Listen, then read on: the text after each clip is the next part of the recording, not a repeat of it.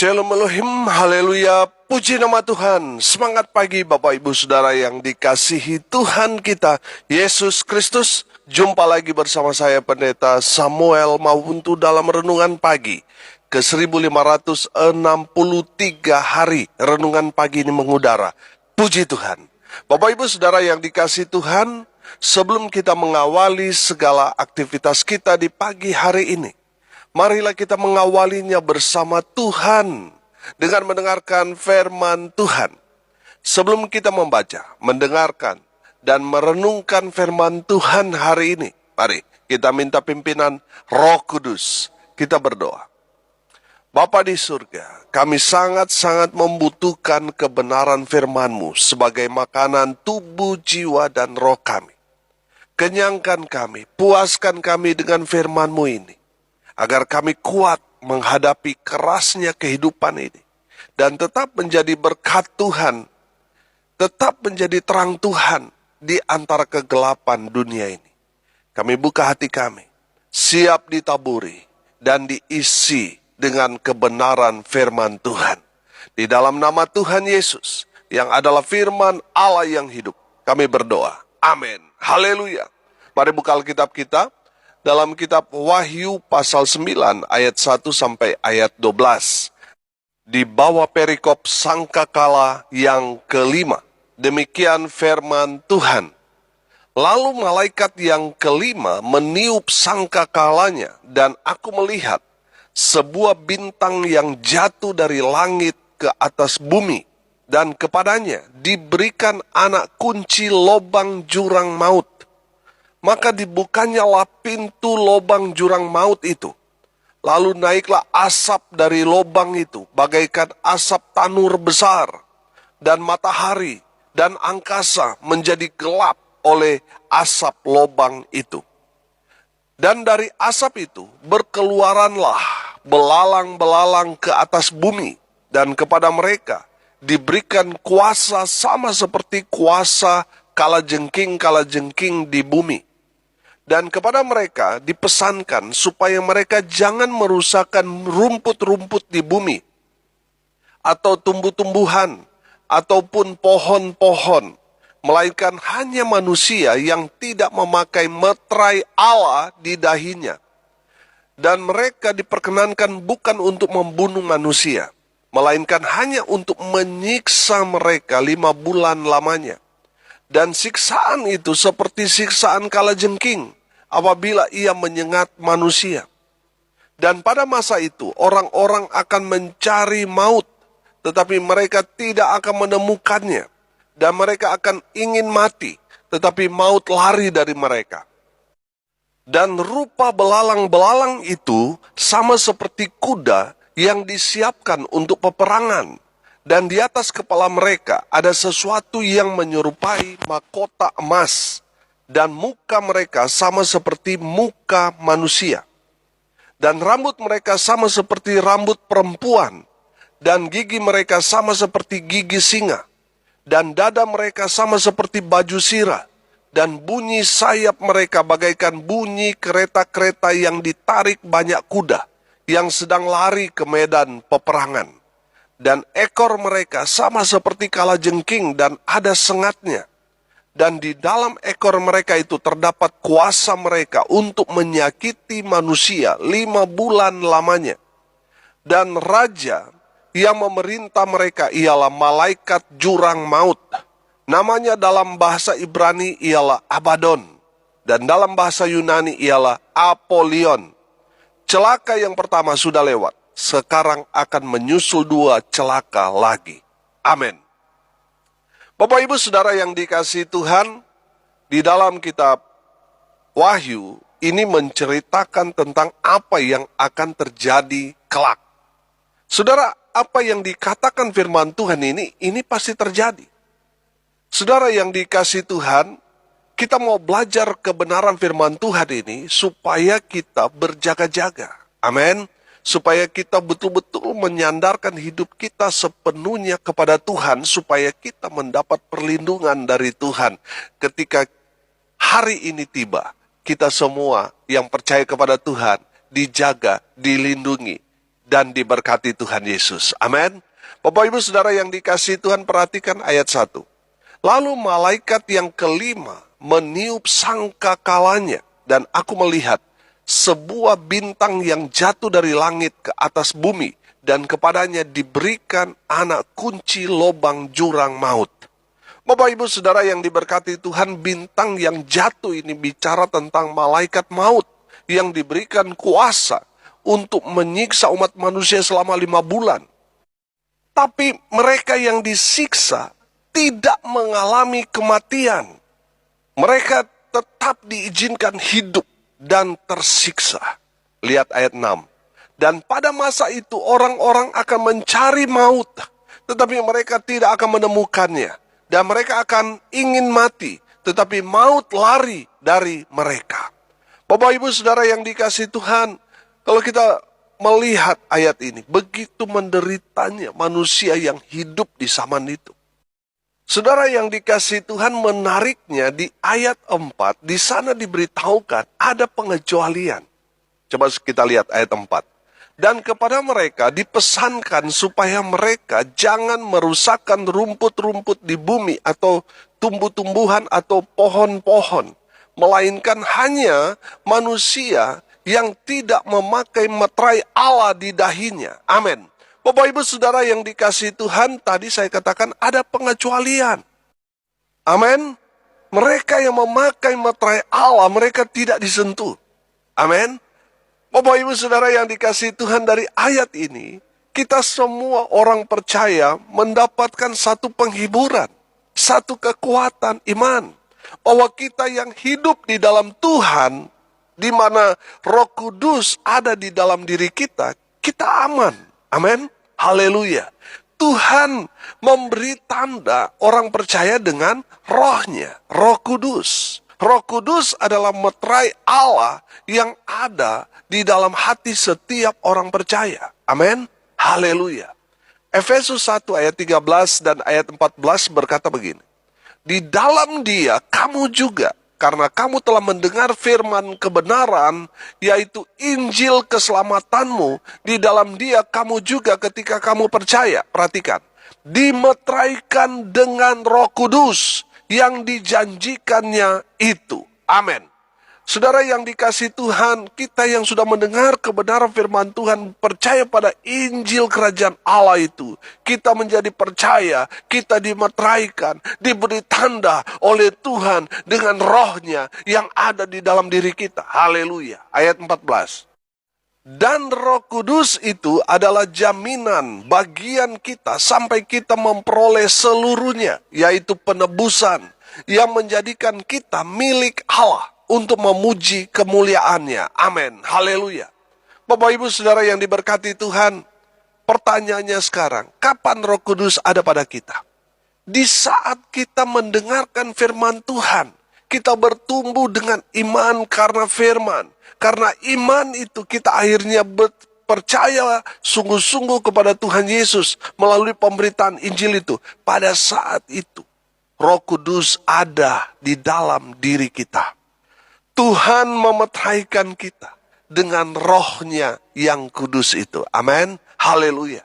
Saya percaya seseorang yang ada Roh Kudus di dalam dirinya pasti akan digiring Roh Kudus untuk hidup semakin dekat dengan Tuhan dan selaras dengan kebenaran firman Tuhan. Amin. Haleluya. Kalau Roh Kudus yang ada di dalam hati kita, pasti orang itu, pasti saudara dan saya menghasilkan buah-buah roh. Amin. Sebaliknya, kalau yang kita hasilkan adalah buah-buah kedagingan, buah-buah kenajisan, hal-hal duniawi, itu menandakan yang ada pada kita bukan Roh Kudus, tapi roh halus. Jadi jelas, tanda seseorang ada Roh Kudus, dia menghasilkan buah-buah yang baik, buah-buah roh. Sebaliknya, kalau bukan Roh Kudus yang ada di dalam dirinya, yang dia hasilkan buah-buah kenajisan, buah-buah kedagingan. Bapak Ibu Saudara yang dikasihi Tuhan, mari cek diri kita. Apa yang ada di dalam diri kita? Lihat buah yang kita hasilkan. Saya percaya semua pendengar ada Roh Kudus. Makanya yang keluar dari kehidupan kita, yaitu buah-buah roh. Haleluya. Bapak Ibu Saudara yang dikasihi Tuhan, perhatikan ayat 4 tadi. Bahwa orang yang akan diserang nanti oleh belalang-belalang, juga kalajengking-kalajengking yang berbisa itu adalah mereka yang tidak memiliki tanda meterai Allah. Amin. Jadi kalau saudara hidup di dalam Tuhan dan Roh Kudus ada di dalam diri kita, kita aman. Amin.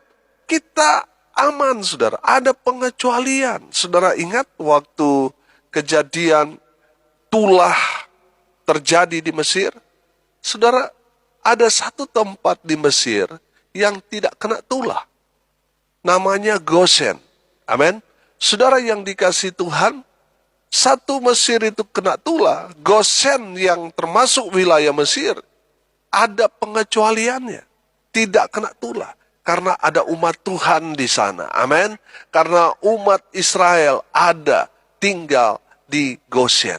Sehingga Tuhan menjaga, Tuhan melindungi mereka dari tulah-tulah itu. Amin.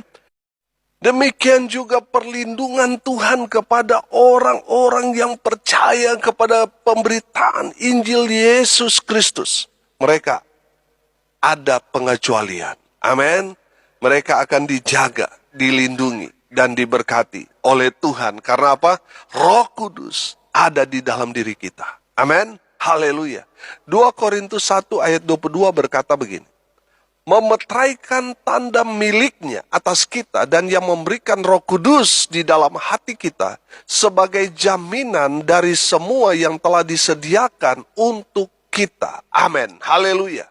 Bapak Ibu Saudara yang diberkati Tuhan, Tuhan memberikan tanda kepada milik kepunyaannya dengan memeteraikan orang itu dengan Roh Kudus.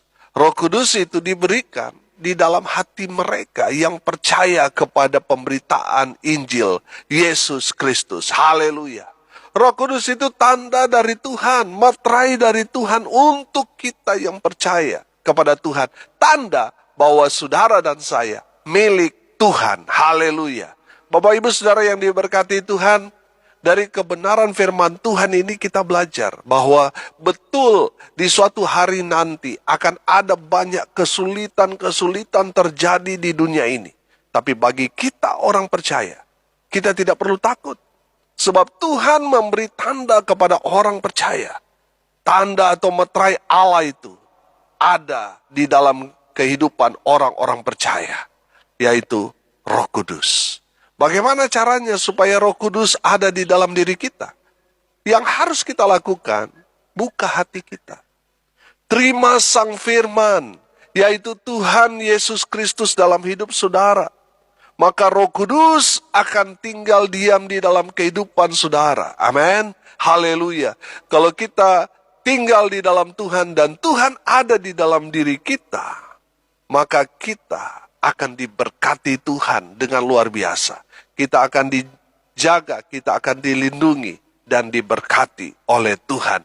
Karena Tuhan ada di dalam diri kita dan kita ada di dalam Tuhan. Amin. Saudara yang dikasihi Tuhan, buka hati saudara supaya Roh Kudus masuk di dalam kehidupan saudara. Haleluya. Tanda seseorang ada Roh Kudus, hidupnya berubah menjadi manusia yang baru. Semakin hari, semakin dekat dengan Tuhan. Hidupnya berbuah lebat, menghasilkan buah-buah roh. Hidupnya jadi berkat dimanapun dia berada. Saudara yang dikasihi Tuhan, tanda seseorang ada Roh Kudus. Orang-orang di lingkungan saudara pasti merasakan.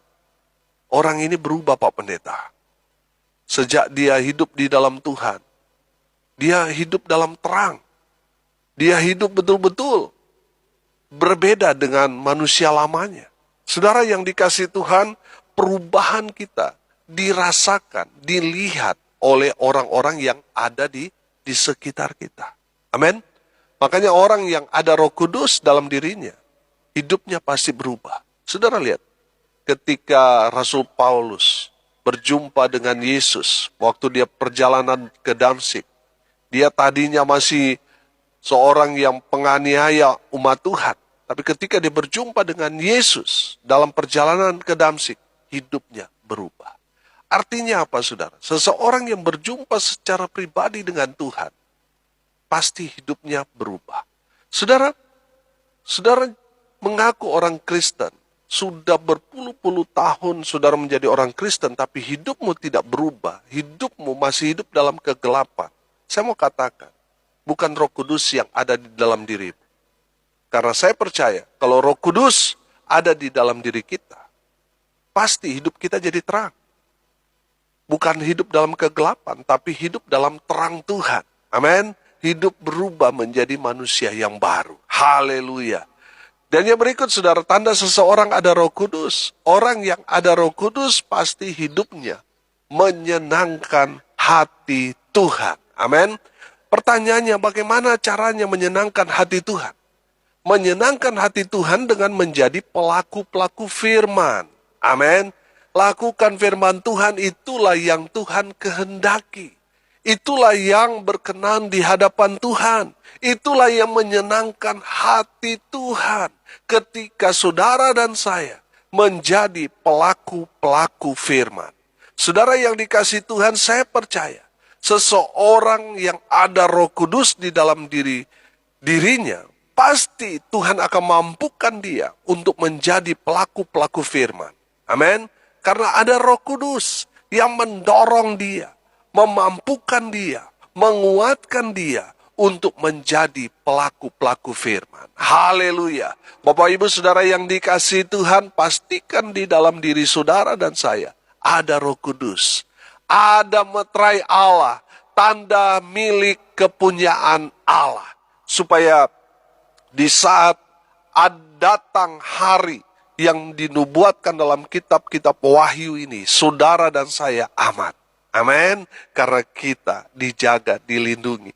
Karena saudara dan saya kepunyaan Allah. Makanya Tuhan memberi kita tanda ada meterai. Ada rohnya yang kudus di dalam kehidupan saudara dan saya. Saudara yang dikasihi Tuhan, mari sekali lagi buka hati saudara. Biarlah sang firman, yaitu Tuhan Yesus Kristus, firman Allah yang hidup, tinggal di dalam hati saudara. Hiduplah berubah menjadi manusia yang baru di dalam Tuhan.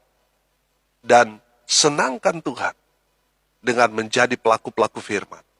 Maka saudara dan saya akan dijaga, dilindungi, dan diberkati di masa-masa yang sulit. Mari kita berdoa. Terima kasih Bapa di surga atas kebenaran firman Tuhan yang sangat memberkati kami. Berkati semua pendengar dimanapun mereka berada. Jadikan mereka pelaku-pelaku firman. Hamba berdoa ya Tuhan, berkati hidup mereka. Berkati masa muda mereka, rumah tangga mereka diberkati, usaha pekerjaan mereka diberkati. Mereka yang sakit Tuhan pulihkan, sembuhkan oleh bilur-bilur darah Yesus. Mereka yang sakit disembuhkan, mereka yang lemah dikuatkan. Mereka yang saat ini sedang berduka cita, Tuhan memberikan penghiburan, kekuatan kepada keluarga yang ditinggalkan. Mereka yang hari ini berulang tahun, Tuhan Yesus memberkati mereka. Hamba berdoa biarlah berkat Tuhan turun memenuhi semua pendengar. Bapak Ibu Saudara yang dikasihi Tuhan, arahkanlah hatimu dan terimalah berkat dari Tuhan Yesus. Tuhan memberkati engkau dan melindungi engkau. Tuhan menyinari engkau dengan wajahnya dan memberi engkau kasih karunia. Tuhan menghadapkan wajahnya kepadamu dan memberi engkau damai sejahtera. Di dalam nama Tuhan Yesus, sumber segala berkat. Bapak Ibu Saudara yang percaya diberkati Tuhan, katakan amin. Puji Tuhan. Bapak Ibu Saudara yang dikasihi Tuhan, kalau saudara merasa diberkati melalui renungan pagi ini, bagikan juga kepada saudara-saudara yang lain, supaya mereka juga diberkati, karena untuk itulah kita dipanggil, untuk jadi berkat. Salam kasih dari Bali, saya Pendeta Samuel Mawuntu. Sampai jumpa besok pagi. Tuhan Yesus memberkati kita semua. Haleluya.